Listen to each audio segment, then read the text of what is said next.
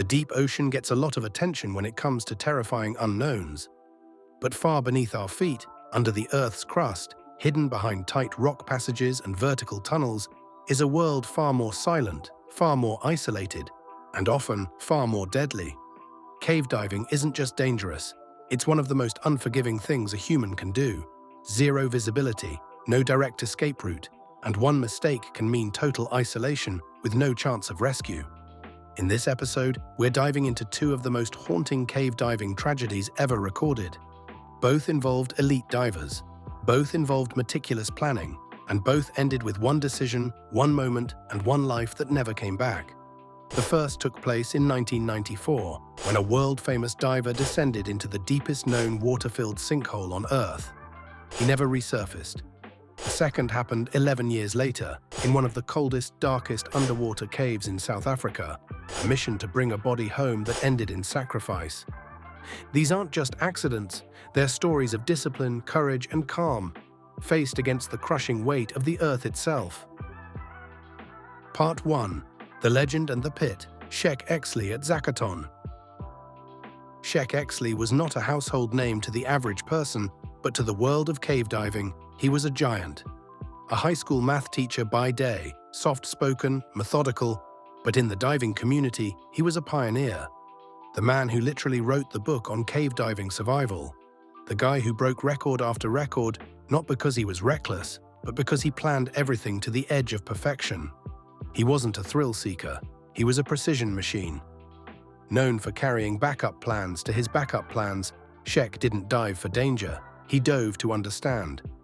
And his final goal, to reach the bottom of El Zakoton, a vertical sinkhole in Mexico so deep and unexplored that no diver had ever reached the bottom.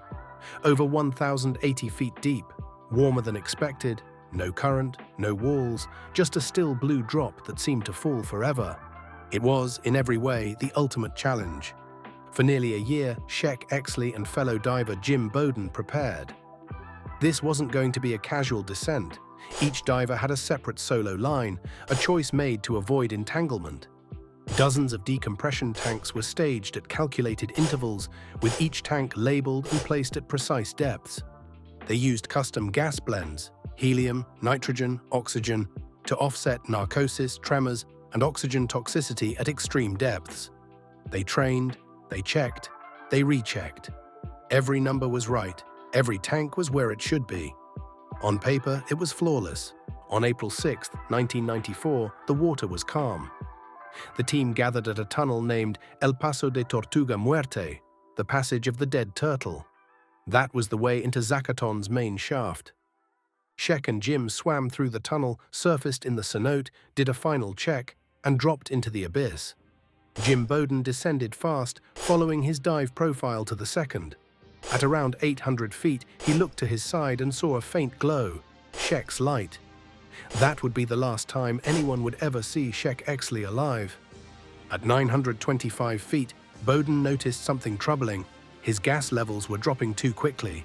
He made the call, abort, start the brutal ascent. Meanwhile, Sheik kept going. His dive computer would later show a maximum recorded depth of only 96 feet, after which it stopped recording. That alone was a red flag. But the most chilling part? There were no signs of distress, no emergency ascent, no panic. When Sheik's body was found, it was wrapped gently around the descent line. No entanglement, no damage, no fight, just stillness. So what happened? The cave diving community has debated this for years, and while no one knows for sure, the most likely scenarios include high-pressure nervous syndrome, HPNS. Sheik had dealt with it before.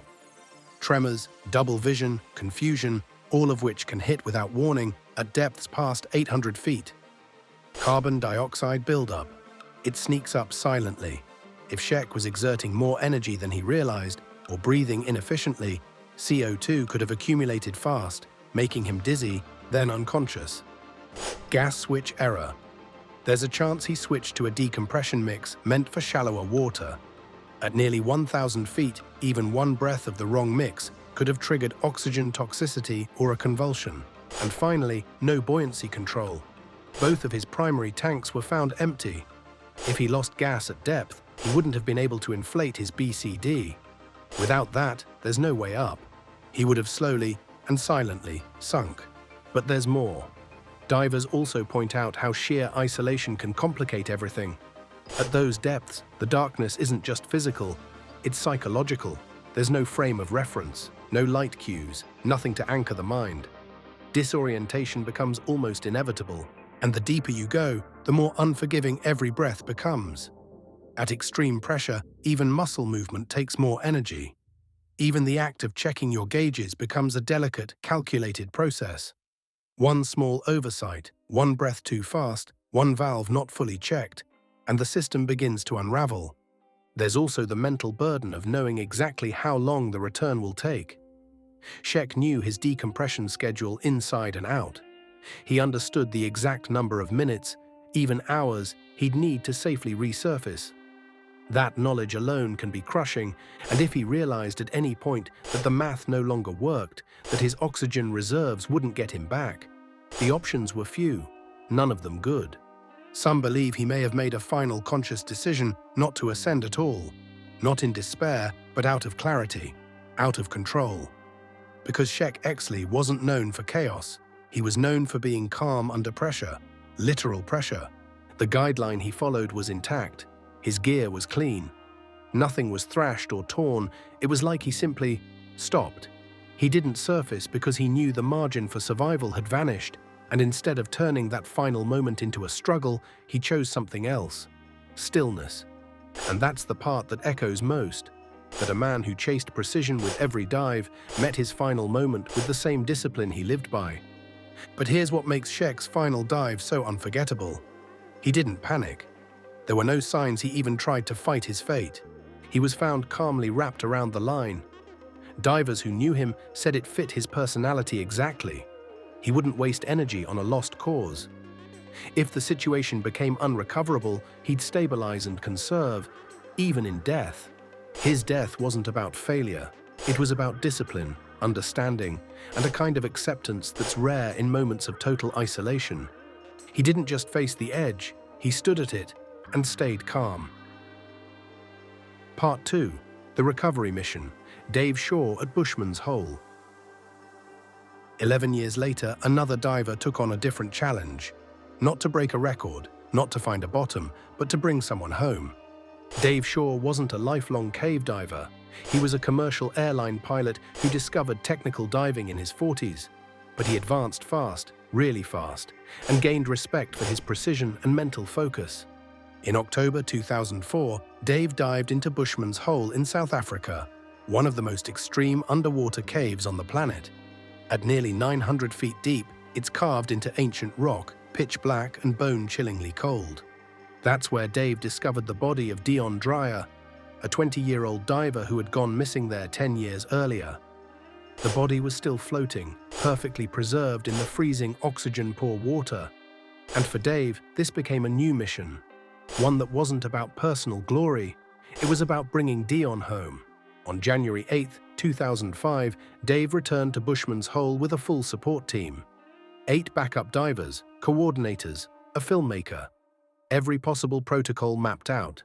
The descent would take hours. The plan was to reach Dion's body at 270 meters, carefully place it in a body bag, and ascend slowly with decompression stops. Dave had done everything right. He was mentally prepared. His gear was tuned. His team was ready. But no one had prepared for what would happen next. There were layers to the operation that most people couldn't see. Timing had to be perfect. Depth markers had to match the actual terrain. One misplaced tank or missed switch could throw off everything. The rebreather he used wasn't just standard scuba, it was highly specialized, designed to recycle breathing gases and extend dive time while minimizing bubbles and gas loss. But even that had limits. Bushman's Hole wasn't just deep. It was isolated, remote, nearly 5,000 feet above sea level. That elevation alone made every decompression calculation even more critical. The thinner air at the surface changed the physics of the dive. Small mistakes became magnified.